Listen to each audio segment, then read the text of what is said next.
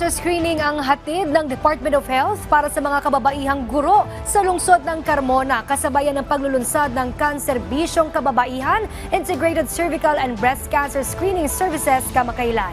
Si Cecil Maloles ng PIA Calabarzon sa Balitang Pambansa.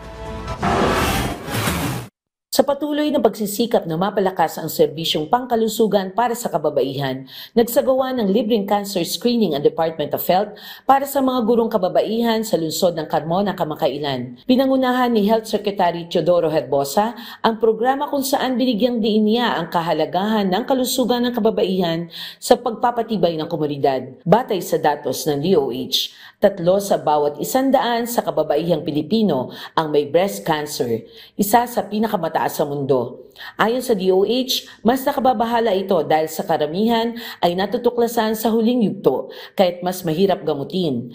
Hinihikayat ng DOH ang lahat ng kababaihan, lalo na ang nasa mga sektor tulad ng edukasyon, na magpa-screening upang ito ay maiwasan o maagapan. Bukod sa cancer screening, nag-alok din ang Kanserbisyong Kababaihan ng iba pang serbisyong pangkalusugan tulad ng HPV vaccination, PhilPen risk assessment, family planning consultation, mental health counseling at HIV screening. Mula sa PIA Calabarzon, Cecil Maloles, Balitang Pambansa.